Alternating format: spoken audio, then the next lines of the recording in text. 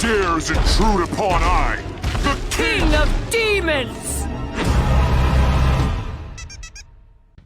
Alright, Core Set 2021 has finally hit Arena, and that means we have all sorts of awesome new budget decks to build. And our first budget deck of Core Set 2021 is not only really powerful, not only can draw us a ton of cards, and not only can kill our opponent out of nowhere, but is also pretty hilarious because we get to make like demonic satyrs and demonic dinosaurs. And that's all thanks to the key card from this deck, straight out of Core Set 2021, Demonic Embrace. So Demonic Embrace is a 3-mana aura that says Enchant Creature.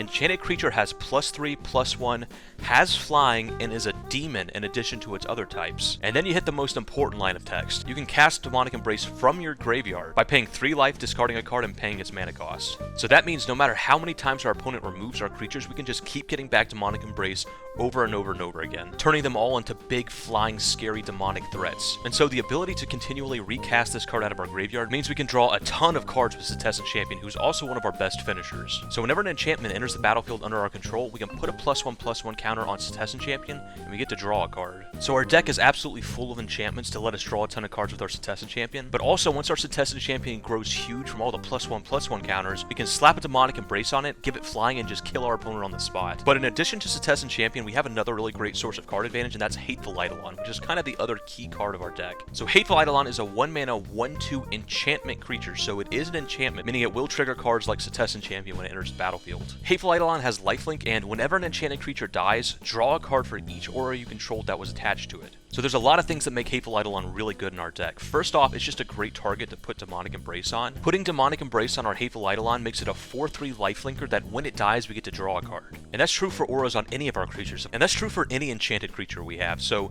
if we have Citadel Champion on the battlefield, and we have it as a huge threat with a Demonic Embrace on it, and a Citadel Training on it, maybe a Mogus's Favor on it, so it's this huge flying threat that our opponent has to kill. If they do kill it, because we have those 3 auras on it, we get to draw 3 cards with Hateful Eidolon. So we're able to sort of put a bunch of auras on our creatures without having to worry about getting like super blown out by it if our opponent has some removal. But Hateful Eidolon also works for our opponent's creatures. It doesn't say whenever an enchanted creature we control dies, only that we needed to control the auras on a creature when it died. That means if we have Hateful Eidolon on the battlefield and we enchant our opponent's creatures with like Mire's Grasp or Deadweight and we kill their creature, not only does our creature die, but then we immediately draw a card because it was an enchanted creature that died with an aura we controlled on it. And then the last source of card advantage in our deck is Nessian Wanderer. So Nessian Wanderer is a 2-mana Satyr Scout with the ability whenever an enchantment enters the battlefield under our control, we get to look at the top 3 cards of our library, reveal a land card from among them, and put that card into our hand. So if we have a Nessian Wanderer on the battlefield and we start enchanting up our creatures or killing our opponent's creatures with like Mire's Grasps, we get to dig lands out of our deck, make sure we hit our land drops, and also we get to fill up our hand with lands, which is pretty great. Even if we kind of hit all our land drops, we don't really need any more lands,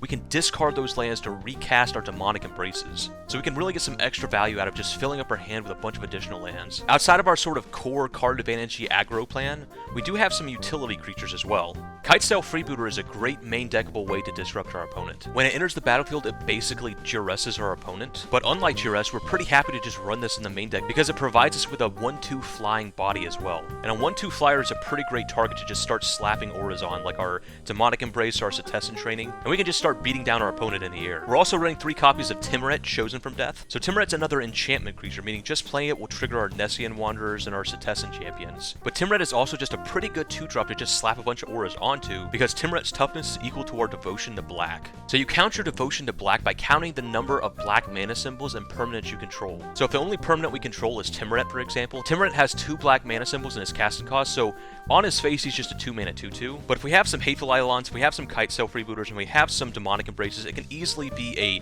2/6, 2/7, and having that super high toughness makes it immune to cards like Scorching Dragonfire or Grasp of Darkness, meaning we can pretty safely just throw Demonic Embraces on it and make it a gigantic threat. And Timuret also has an activated ability. We can pay 1 and a black to exile up to 2 target cards from graveyards, and then gain 1 life for each creature exiled that way. So just having incidental graveyard hate in our main deck is actually pretty good. We can go after our opponent's Uros. Our opponent's trying to like reanimate creatures or planeswalkers with Elspeth Conqueror's Death, we can exile those as well. It's it's really nice to have a main deck answer just any graveyard shenanigans our opponent's trying to do, and the life gain can matter in like up against aggressive decks where Timuret's a pretty good blocker as a 2x. We can start exiling those creatures out of our opponent's graveyard, and the life gain will matter there. And we've got one copy of Destiny Spinner, which is a 1-mana 2/3, which essentially just makes every card in our deck uncounterable. She's also another enchantment creature to trigger our Constellation abilities, and we've got 3 more of her in the sideboard, so Destiny Spinner is just another pretty good 2-drop that just incidentally is really good against some matchups. In her case, she's just really good against any deck with counterspells in it, and that's when we'll bring in the other 3 copies of her out of the sideboard as well, if we're going up against a counterspell heavy deck. And finally, we've got our finishers, like Grey Merchant of Asphodel. So when Grey Merchant of Asphodel enters the battlefield, each opponent loses X life, where X is our devotion to black, and then we gain life equal to life lost that way. So we're not like a super heavy black devotion deck, but we can pretty easily get up to 5, 6, 7 devotion when we play our Grey Merchant, thanks to cards like Timuret and Hateful Eidolon and Kitesail Freebooter and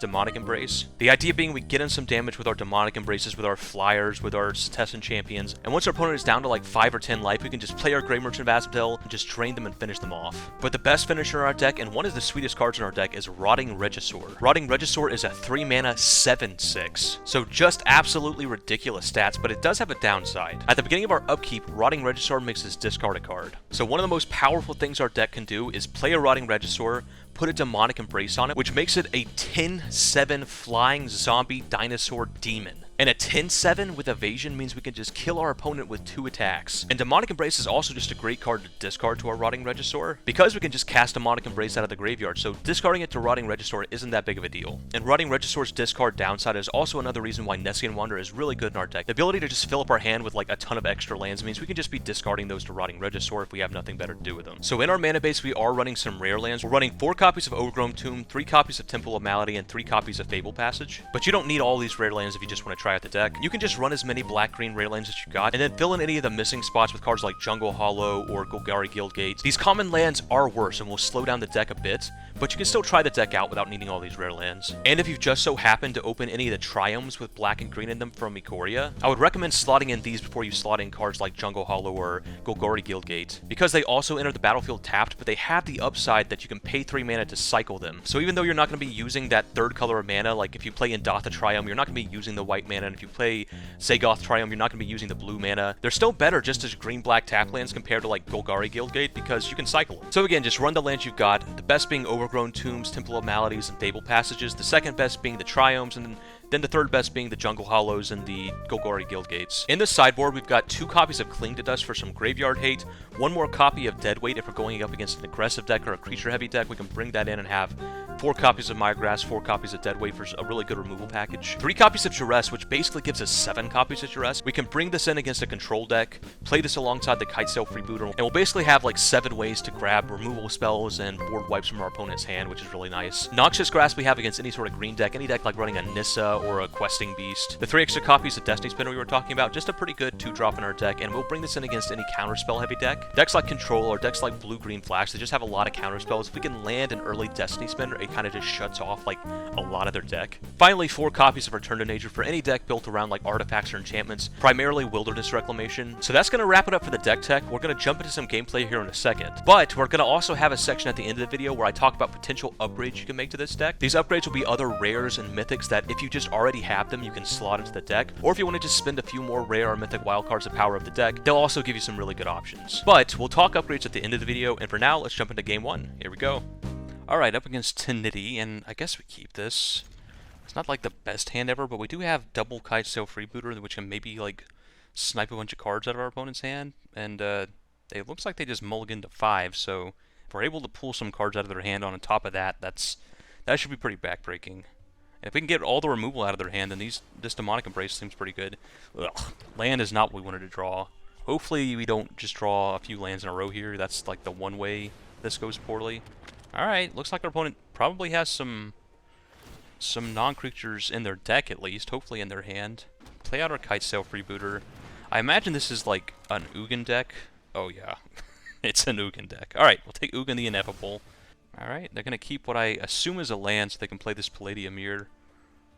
So hopefully we draw some removal for that, because that is a good deal of... Oh gosh. Blast Zone's actually kind of scary. Ugh. We did not want to draw... another Grey Merchant. I think what we're going to do here is just Demonic Embrace.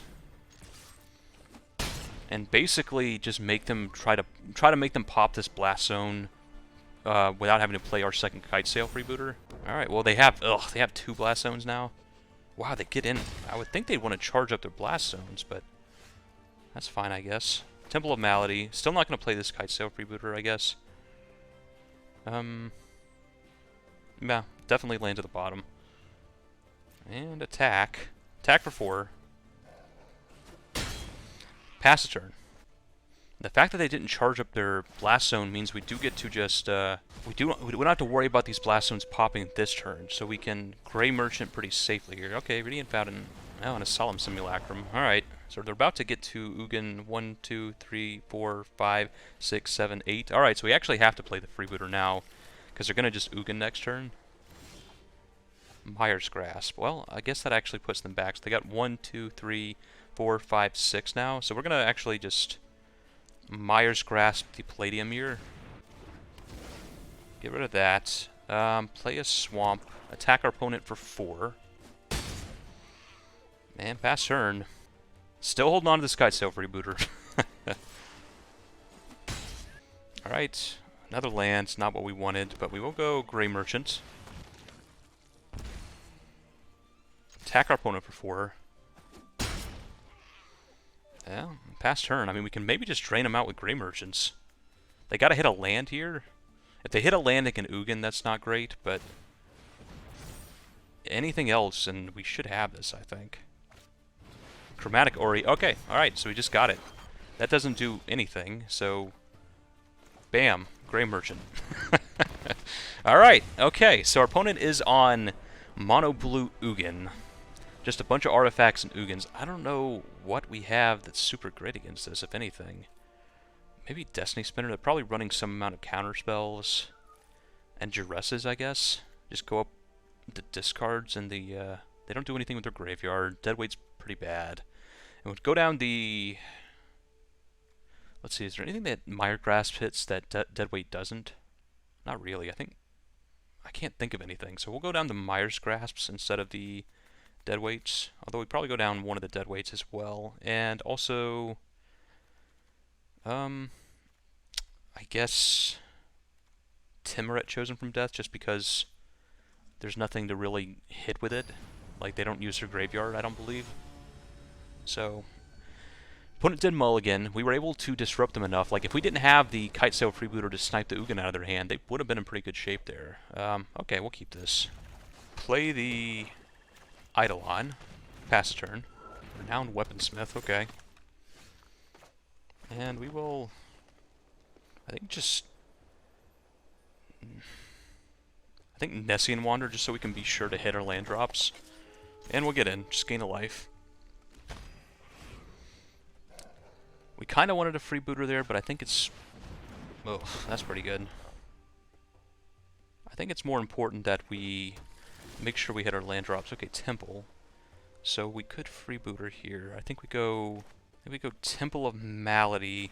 I think we're gonna try to scry a land at the top. Alright, there's a freebooter, but we're actually gonna go Kite Sail freebooter here.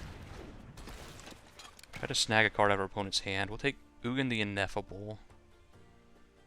Yeah, take Ugin the Ineffable. And pass a turn. Palladium Mirror is kind of scary, but oh, Golos, what a top deck. Jeez, okay, that's gonna get them to their Ugins pretty quickly. Probably go grab a, okay. They can grab any land with that, so I'm kind of surprised they grabbed a basic island. I think we just go Rotting Regisaur. We can kill them super quick with this Rotting Regisaur, so we're just gonna do this, get him for 1, pass a turn. And now we can put this Demonic Embrace on our Rotting Regisaur and just hit them for 10, and we got him dead in 2 turns. So our goal here is to... Okay, Solemn Simulacrum is fine. They're still pretty far away from actually Ugining, at least big Ugining. Yeah, we'll discard a... Mogus's Favor is fine. We can get that back from the graveyard. Okay, and Demonic Embrace on Rotting Regisaur. See if we can hit a land. Yes. Hit a land. Play Fable Passage, crack it. Go and get a Swamp, and I mean, we've got our opponent pretty dead here. They don't even have the mana to tick up this Blast Zone. Play Hateful Eidolon. Get another land. Alright, so we're all good on lands now. Yeah, Nessian Wander's pretty good. And we've got our opponent low enough now that even if they do find a way to answer this Rotting Regisaur, we can just bring back this Demonic Embrace and put it on like an Eidolon and hit them for 4. That's the powerful thing about Demonic Embrace is, you know, if you answer the creature, it doesn't really answer the enchantment. Although an Ugin answers both, so... Alright, okay, so we took down... we took down Ugin, the new scariest boss thing in the format, and did it pretty convincingly. Like, this is just such a good combo. Rotting Regisaur plus Demonic Embrace is just a 2-shot combo, and more importantly, with this Nessian Wanderer, we're able to just fill up our hand with all sorts of lands. Like, every time we play an enchantment, we're drawing a land, so we're constantly going to have fuel to discard to this Rotting Regisaur.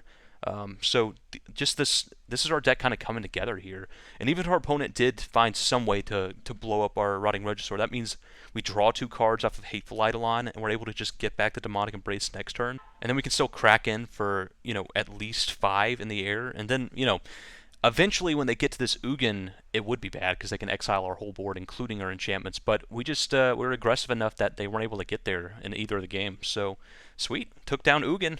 Seems like a good sign for the deck, at least. Alright, sweet.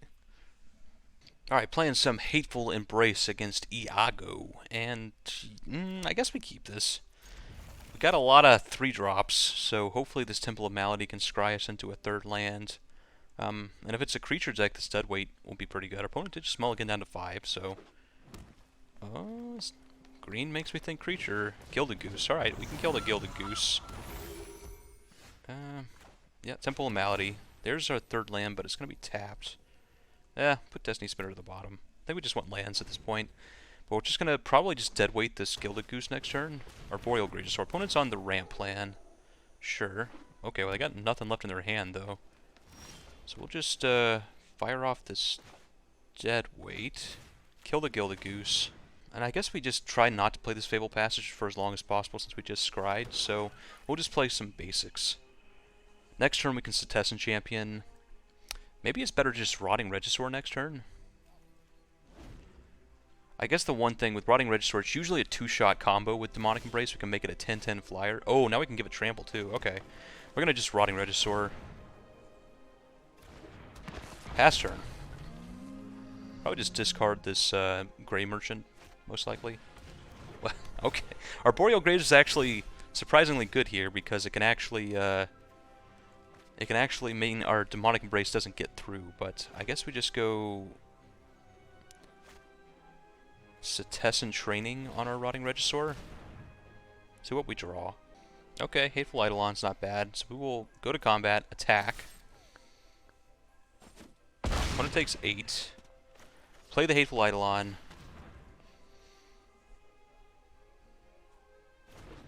Play Fable Passage and pass turn. If we draw a land next turn, we can actually Demonic Embrace plus Mire's Grasp. Okay, opponent just scoops it up. They mulligan down to 5, and they were just relying on those Arboreal Grazers to keep them alive, and we had Trample, so that doesn't work. So our opponent's on some sort of mono-green ramp, it looks like. So we'll go up the Noxious Grasp, because I'm sure there's Nissus somewhere. Probably go down the Deadweights, didn't look super good. Maybe we keep the Deadweight. Maybe we go down like the Kite Sail Freebooters, a couple of them. And I guess that's it. Yeah, let's just try running it like this. Maybe we'll get a better idea of what our opponent's deck is doing. If there is a Game 3, maybe we can bring in some more stuff. But yeah, seemed like a pretty good matchup just from Game 1. But our opponent also mulliganed, so that did help a tiny bit. Okay, alright. Temple of Malady hopefully will mean we don't draw any more lands past this, and I mean at least scry something to the top. Okay, Hateful Eidolon, sure. I think we actually play the Hateful Eidolon. We'll wait on the Temple because we want to. If we do draw a removal spell here, we want to be able to play it. Okay, we'll just get in with Hateful Eidolon. Play. I think we do just play Temple here. Opponent's on green-black. Okay. Play another Hateful Eidolon. Pass turn. Come on, removal spell. Fido. Oh, they must be on a Bolas Citadel deck. Interesting. Okay. Now we will attack with the Hateful Eidolons. See if they block. They don't. We get to gain some life. And I guess we just go Timoret, Fable Passage, and pass turn. Fable Passage we're going to use to just dig some lands out of our deck. I forgot we scryed, so it's probably better if we just didn't play a search land. But that's okay.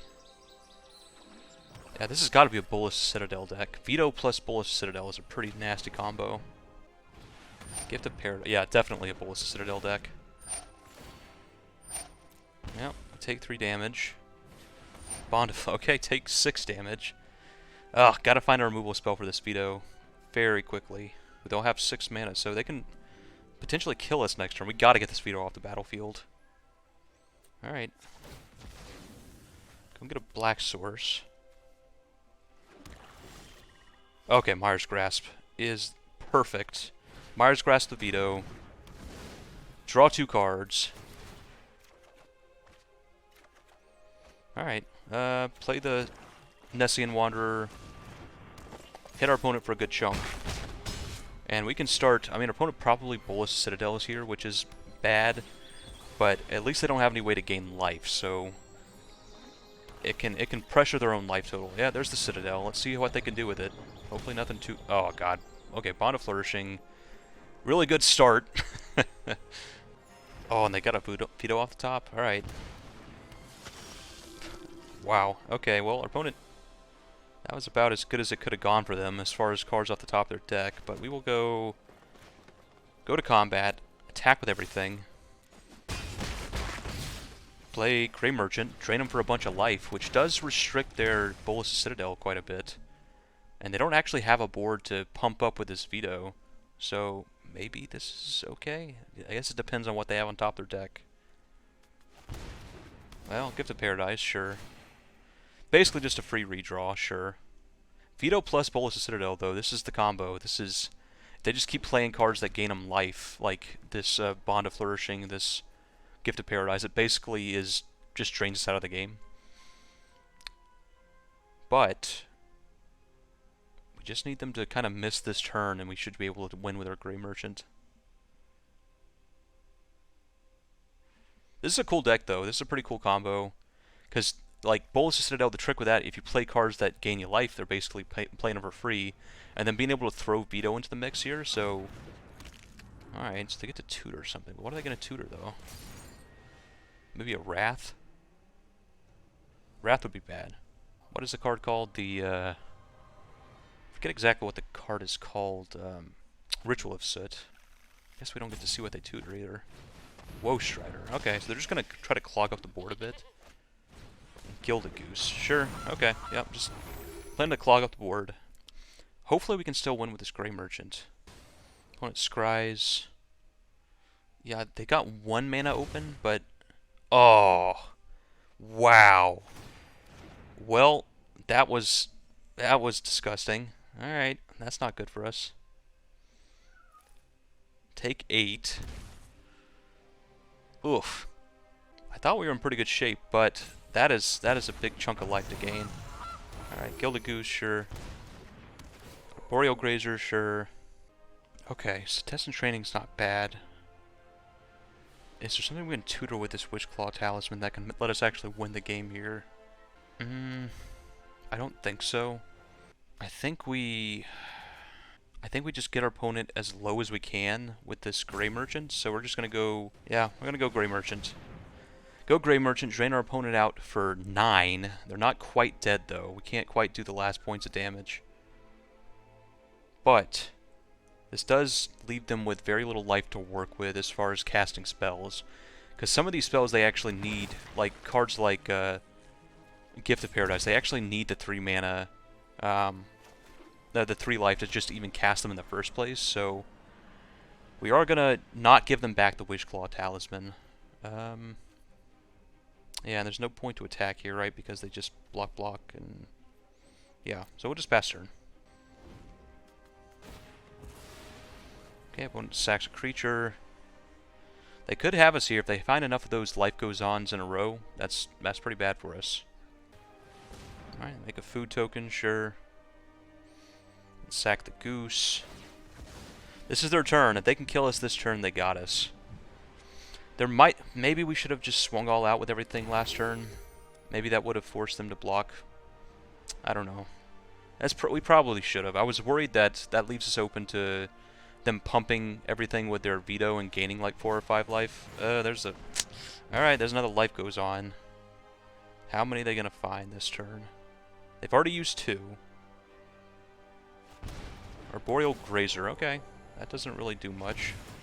Another, wow, okay, 3 life goes on in the top half of their deck. That's a little unlucky. Bond of Flourishing, we could just be dead here. Yeah, and we're dead. Wow, okay, they got us.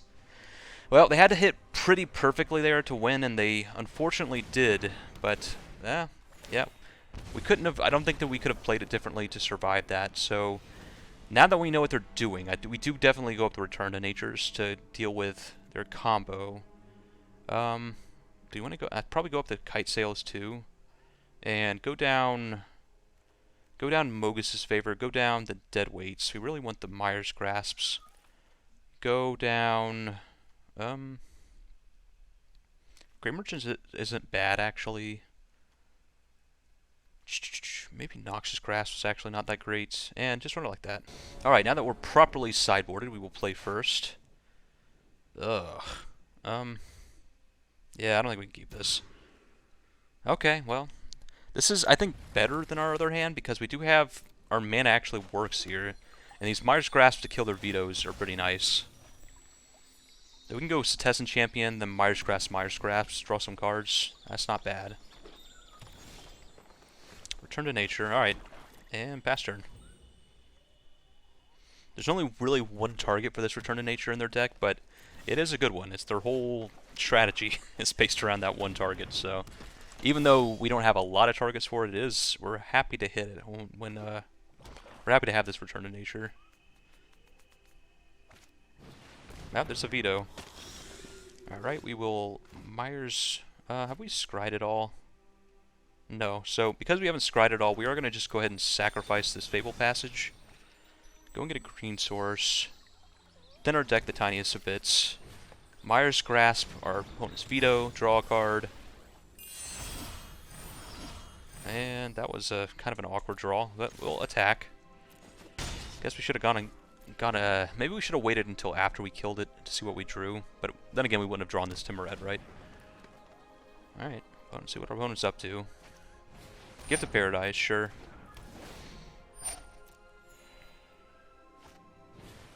Wishclaw Talisman. I think we just Return to Nature that. So destroy target artifact, kill the Wishclaw Talisman. Play Timorette, Chosen from Death. Play Citadel Training on a Citadel Champion. Pump, pump, pump. Ooh, Freebooter's pretty good. Attack. Put our opponent under as much pressure as we can. So we can Grey Merchant next turn, but... there's the Bolas of Citadel. Alright. Yeah, we're gonna go... Demonic Embrace on Timorette. And Freebooter, see if we can snipe something juicy out of our opponent's hand. Definitely take the life goes on. And hit our opponent. And once again, we put them to the test. If they can kill us this turn, they can kill us this turn. We've been super aggressive this game, so they're only at 5 life. They're kind of limited with how much they can actually cast. They do go up to 8 with this Gift of Paradise, but we'll see. They got to hit pretty well. Oh, wow. They play it untapped. Interesting. I guess they know they got to win this turn anyway, so maybe they just think they need all the mana they can get, but they're going to have to hit pretty well here. Migration. Okay, Migration's Path. Okay, that shouldn't do it. Alright, and we just win. Ooh, okay. Alright, so we took down Iago. Our opponent did have a pretty sweet deck, this Bolas Citadel deck. I actually like it a lot. Pretty cool idea where So the idea with Bolas Citadel, you pay life instead of mana, and the idea is like, okay, you eventually run out of life, and then there was already sort of people kind of combo building around that by playing cards that gain you life. Cards like, well, they're not in here, but cards like the 2-mana sorcery that lets you like pull a permanent off the top 3 cards of your deck, and also you gain 3 life. That's actually, it's basically a ritual as well, because when your life is your mana, you know, gaining 3 life for a 2-drop spell, that actually means you go up 1 life. So people already had combos like that going with Bolas Citadel, but throwing Veto into the mix, so while you're comboing off like that, playing cards for free essentially, you are also killing your opponent. Like, our opponent took us from like, I think it was like 23 to 0 on the turn they comboed off last game, so definitely a really cool deck, but we were just super aggressive this game. This is our deck doing its like aggressive thing here, using our Demonic Embrace to make a really big, really evasive attacker, and also giving our big Citadel champions trample with Citadel training. We put them under a ton of pressure here, and yeah, they just didn't have the life to survive it. And even if they did somehow deal with some of our threats, like had a removal spell for Citadel champion or whatever, we still had Grey Merchant waiting in the wings here. And, you know, worst case scenario, we could Grey Merchant, trade them for some, and then put the Demonic Embrace back on the Grey Merchant and try to kill him that way. I think once we properly sideboarded, we had a lot better chance. We just didn't really, game 1, we really didn't see what they were doing. We just thought they were some kind of ramp deck.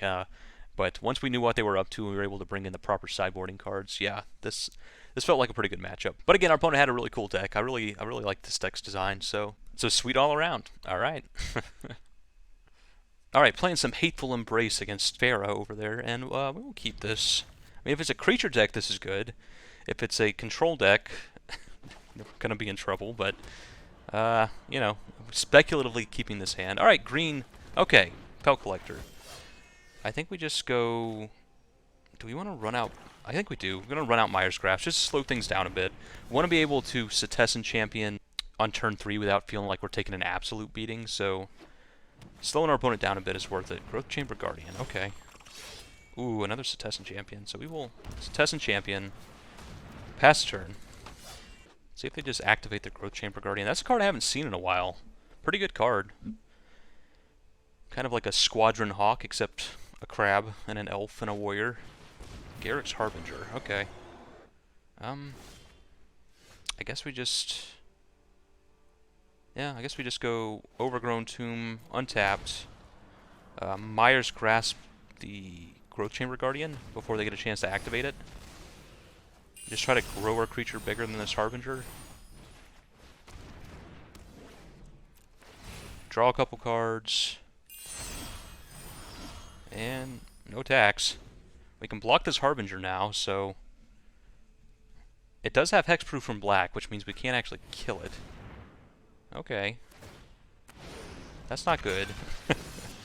So now it's we got a 3/5. I guess we can still block it though, right? Yeah. Okay, so not all is bad. I guess we just test and champion here. It's really scary if they can like put a counter on this thing or something, but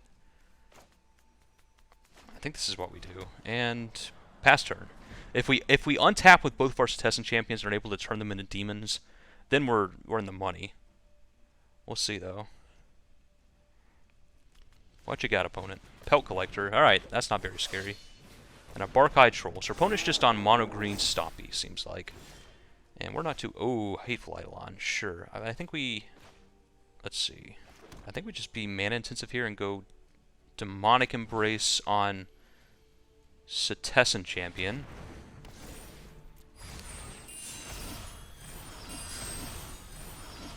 And Demonic Embrace on Citadel champion.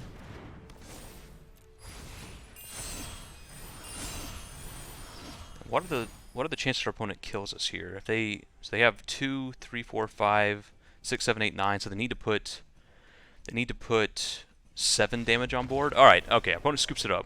I was trying to think if they put it like a questing beast on board, if it would kill us, and the answer is no, it wouldn't. So our opponent was just dead there. We could just attack with both the Citadel champions and also go up our removal spells and have them dead next turn, even if they had a way to remove one of the flying abilities. So go up the removal spells, go down, probably go down to Kite Sail Freebooters, not the best.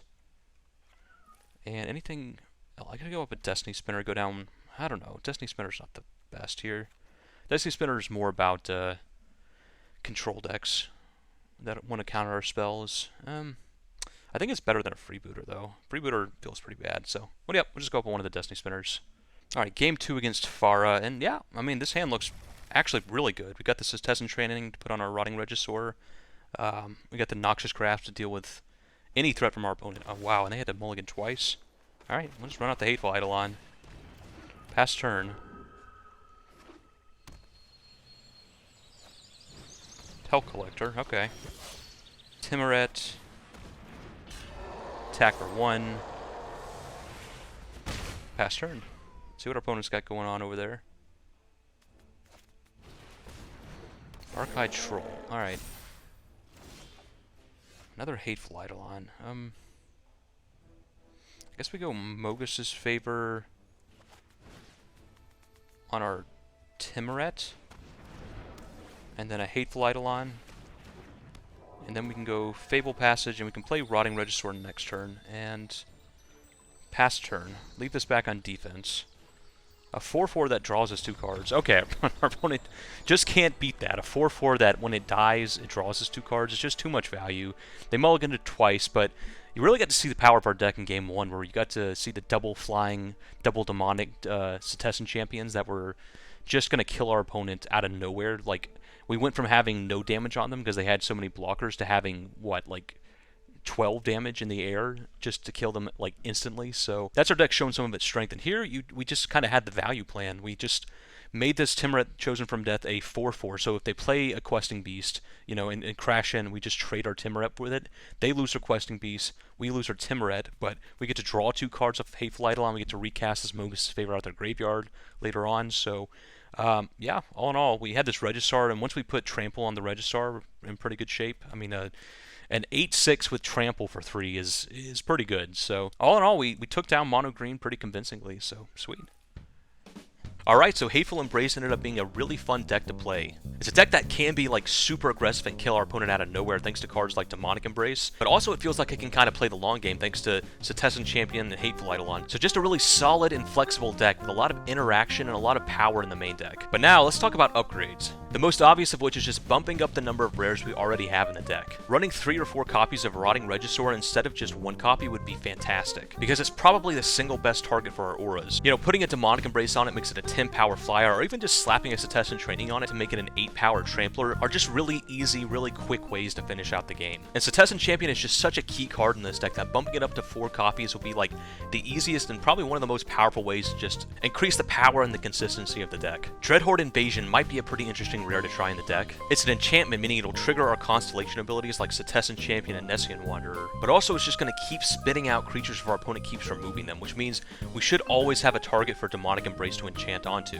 And thanks to Demonic Embrace, we can pretty easily trigger its second ability, where whenever a zombie token we control attacks with 6 power or greater, it gains lifelink until the end of the turn. So it's pretty easy to get to that 6 power thanks to Demonic Embrace, and we're always going to have access to our Demonic Embrace. As soon as it gets into our graveyard, we can always just recast it. So I think having a way that just continually spits out creatures means we can just keep churning out 4/2s no matter how many removal spells our opponent has. So I definitely at least test out Dreadhorde Invasion to see how it feels.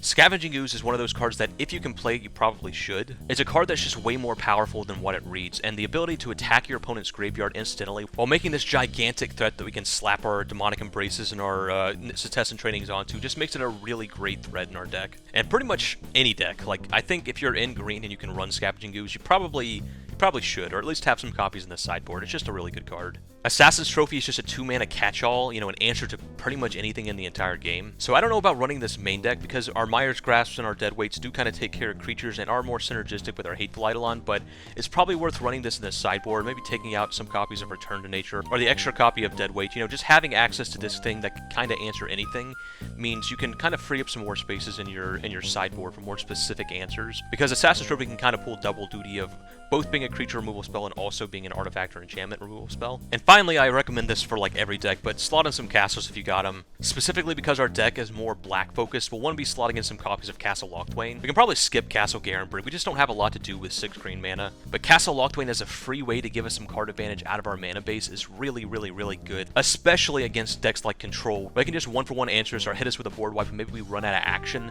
Having this way in our mana base to dig ourselves back into the game that our opponent can't really interact with is really, really, really good. So Definitely slot in like 2 or 3 copies of Castle Locthwaite if you got them. Anyway, that's going to wrap it up for this video on Budget Hateful Embrace. The deck is a blast to play, super powerful, and if you just like a deck where you kind of never feel like you're completely out of the game, you have a lot of card advantage built into a deck that can also just kind of kill your opponent out of nowhere to kind of give you lots of ways to get back into the game. I think this deck is a home run in that regard. It just feels really good. Having all this interaction main deck and having, you know, card advantage alongside a really proactive game plan to kill our opponent, it just feels like you're never really struggling with this deck. Anyway, this has been 2D. I hope you enjoyed watching because I sure enjoyed playing, and I'll see you next time.